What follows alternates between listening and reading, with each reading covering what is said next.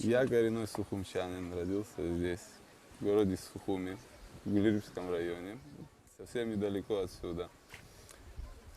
В семье физиков, которые работали в СФТИ. В связи с событиями нашей новейшей истории так получилось, что я побывал в разных странах. Сегодня я проживаю в Израиле. И жизнь заставила, я выучил еще несколько языков, кроме тех, что у меня есть. Основную базу этого заложили в меня, конечно, в детстве, потому что мой отец всегда повторял, лучший способ отдыха – это перемена занятий. Если ты занимаешься одним, лучший отдых – это поменять и взять что-то другое в руки. Что он и делал. Он брал, например, когда заканчивал работу по физике какую-то, он брал на час учебник английского или какую-нибудь литературу. Следующих 2 часа он занимался опять чем-то другим, возвращался, брал по-немецки. В общей сложности он знал до 5 языков. Владел в разговорной, в чем-то мог, какие-то языки были у него и в письменной форме. Так что основное это дает как бы восприятие человека. Человеческий мозг это как компьютер. Насколько мы хотим его наполнить, настолько он и наполнится. Все зависит от того, от нашего желания, от нашего стремления. Мы даже не знаем, на что мы способны. Потому что наш мозг, мы даже на 10% его не нагружаем. И не пользуемся всем тем ресурсом, который есть. На сегодняшний день существует достаточно много систем по изучению разнообразных иностранных языков. Основная система, как бы, самое простое, выучить разговорный язык. Разговорный язык сегодня, попадая, скажем, в иную среду, легче всего подбирать из газет. Потому что газеты – это образчик современного языка той среды, где ты попал. Это не классическая литература, потому что классическая литература достаточно сложна. Как, скажем, человек, который никогда в жизни не читал по-немецки, трудно ему будет понять Гёте. Существует современный язык, любой иностранный язык, даже китайский или японский, можно выучить приблизительно за разговорный. За 3 месяца человек может уже овладеть базисом, на котором он может общаться в повседневной жизни, с которым ему будет хватать ему пойти в магазин, сделать заказ по телефону. Я стал говорить на иврите буквально в течение 4 месяцев. Стремление, желание. Первое, что человек должен делать, это, скажем, освоить алфавит, для того, чтобы ему было возможно воспринимать слова в этой языковой среде.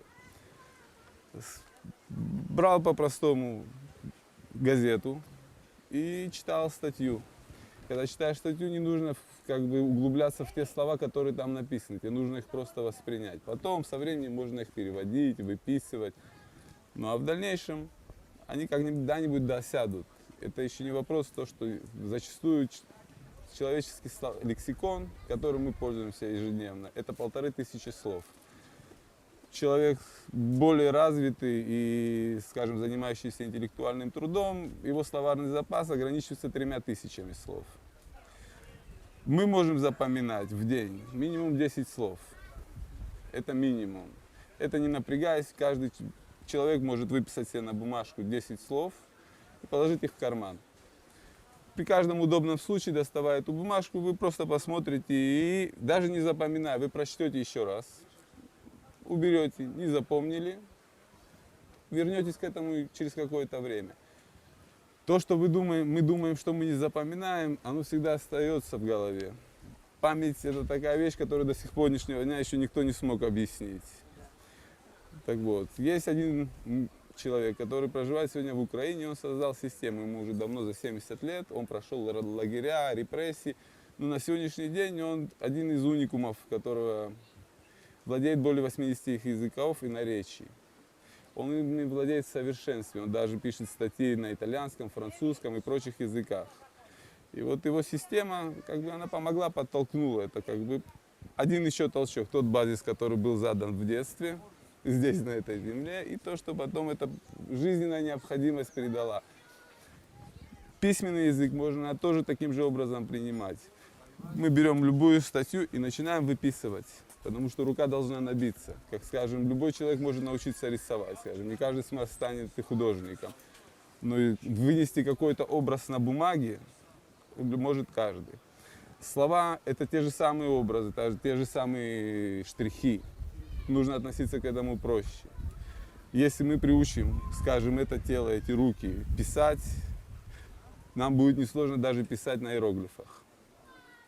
Все зависит от этой необходимости, которую мы ставим перед собой. Выписываем статью от корки до корки, один раз, второй раз, от начала до конца. Мы можем выбросить эту бумажку. Будет еще одна новая газета, потому что газеты издаются каждый день. Язык газеты, он понятен и легк, потому что он рассчитан на буквально все социальные прослойки, вне зависимости от их интеллектуального или какого-то другого уровня. Поэтому самая лучшая основа. Потом, если уже есть желание познавать язык гораздо глубже, конечно, стоит обращаться к классической литературе. Но это уже происходит позже, когда ты осваиваешь язык на том уровне повседневном, на котором тебе нужно общаться, тебе нужно прочесть хотя бы самые простые вещи.